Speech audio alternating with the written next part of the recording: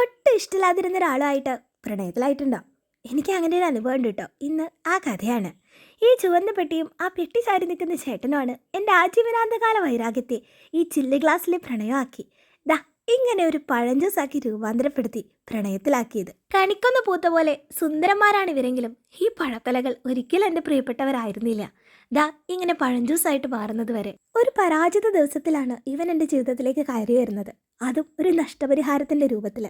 ഒരാഴ്ച കുത്തിയിരുന്ന് പഠിച്ച പാട്ട് വേദിയിൽ പാടി കൊളാക്കി ഒരു സമ്മാനവും കിട്ടാതെ എൻ്റെ ഉള്ളിലെ KS ചിത്ര നിരാശ കുഞ്ചുകയായിരിക്കുമ്പോഴാണ് സങ്കടം മാറ്റാൻ അച്ഛൻ എനിക്ക് ഇവനെ വാങ്ങിത്തരുന്നത്.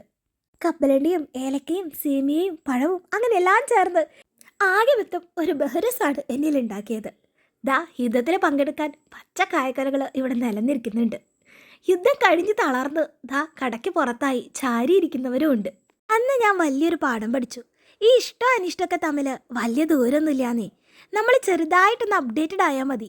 നമ്മളോട് ഇഷ്ടമില്ലാത്ത പലരുടെ ഹൃദയത്തിൽ ആജീവനാന്തകാല കൂട്ടായിട്ട് നമുക്കങ്ങനെ കയറിയിരിക്കാൻ പറ്റും. പഴഞ്ചൂസായിട്ട് അപ്ഡേറ്റഡ് ആയതുകൊണ്ടല്ലേ പഴമായിട്ട് ഞാൻ പ്രണയത്തിലായത്. ഇത് അത്ര ഉള്ള കാര്യം.